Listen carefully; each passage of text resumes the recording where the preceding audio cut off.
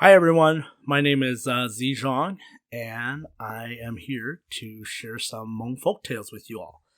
I thought I'd start this YouTube channel to document some of these stories for my kids and their kids in the future so that they can listen to our Hmong folk tales. So keep in mind that these stories are my stories. They might be different from your stories. These stories have been passed down from generation to generation, from my parents to me, from their parents to them, so they might have changed throughout the years. Nonetheless, they're still Hmong folk tales, and I hold them dear and near to my heart. So I would like to share these stories with you. So the first story I'm going to tell you about is about a man named Jia. Jia is sort of a trickster in the Hmong culture. And he's a very intelligent man. Some might say that he's a smarty pants. So I'm going to tell you a bunch of stories about him and, his adventures or his misadventures. So I hope you all enjoy. So a long, long time ago, there was a man named Jia. Now, Jia wasn't the most handsome or strongest or wealthiest, but he was one of the smartest one or wisest one. So he lived in a village up in the mountains of Laos, and this village was ruled by a man named King. Now, we'll just call him King. He doesn't have a first name or a last name. He's just going to be called King, or as the Hmong people say, Tiwatai. So that's just his name, King. Now, one thing about King is that he loves bedtime stories, loves fairy tales. So every day he would make the villagers come to the palace and tell these ridiculous bedtime stories to him. One's about frogs and princesses and dragons and all sorts of stuff. Three little pigs, you name it, he wanted to hear it. But the villagers were getting tired of these bedtime stories. They have other things to do. They have farms and livestock to tend to. They don't have time to come to the palace and tell kings these bedtime stories. Plus, by the time they're done, it's late already, and they want to, get to bed early so they can wake up early. So one day they went to Jia's house, and they say, "Hey, Jia, you gotta help us, bro. We are tired of King asking everyone to go and tell him these ridiculous bedtime stories. Can you help us?" And Jia's like, "No, you guys are the ones that are choosing to go tell King these bedtime stories." And they're like, "Well, Jia, dude, if you don't, then King's gonna kill us. I like my life. I don't want to die." Jia's like, "I'll see what I can do."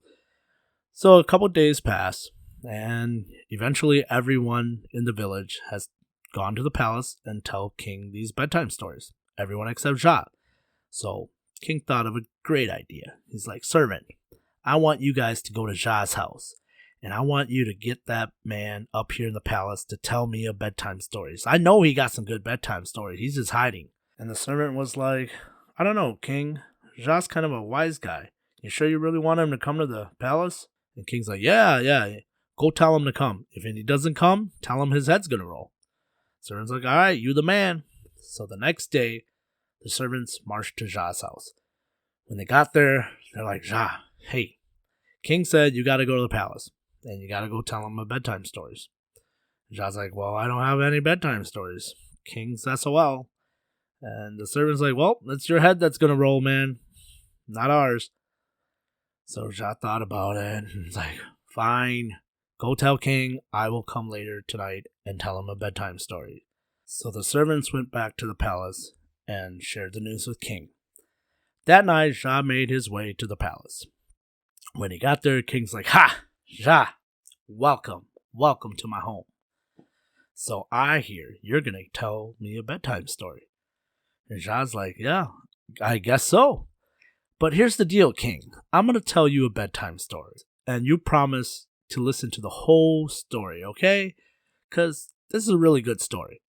And King's like, "Well, okay." And Jia's like, "Well, if you can't, here's the catch. If you can't stay up and listen to the whole story, then you gotta quit asking people to come to the palace to tell you these ridiculous stories, okay?" And King thought about it, and he's like, "All right, deal." So Jia's like, "Okay, you remember your promise." So he started. A long, long time ago, in the jungles of Laos, there was this big anthill, gigantic anthill. And in this anthill, there were millions and millions of ants, right?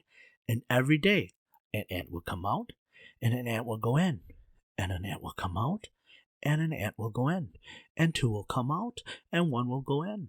Hey, look, 3 came out. Oh, and 2's going back in. And here's another one. Oh, here's an old ant coming out, and a young ant going in, and 1 with a bunch of kids, and there's 2 guys carrying something back in. And the ant come out, the ant goes in, the ant comes out, the ant goes in, the ant comes out, the ant goes in, the ant comes out, the ant goes in. For 3 days and 3 nights, the ant goes out, the ant comes in, the ant comes in, the ant goes out. And King was like, stop, Shah. How long is this story? The ant comes in, the ant comes out, the ant comes in, the ant comes out. How many ants are in this anthill? Shah's like, King. This is only 1/3 of the ants. There's a lot of ants in this anthill. This story is far from over. And you promised you have to stay up and listen to this whole story. And King's like, no. 3 days, 3 nights. I haven't left this bed. I can't do this. I haven't gotten a single night of sleep. Okay, stop. I don't want to listen to your story anymore. You win. From now on, no more stories. The villagers don't have to come to a palace to tell me these bedtime stories. They can be left alone. All right? I can't listen to any more of this ant coming out, ant coming in kind of deal. So from that day forward, King no longer requested that the villagers come to the palace to tell him these bedtime stories. And that's what started the feud between King and Shah. And there are many more adventures where King and Shah, go back and forth. Shah outsmarts King, King outsmarts Shah. The moral of the story is be careful what you wish for, basically, because you might not like what you end up with. So, I'm glad you guys came by to listen to my story. Please like and subscribe. This is new to me. I'm just out here sharing my stories with everyone, and I hope to see you all next story.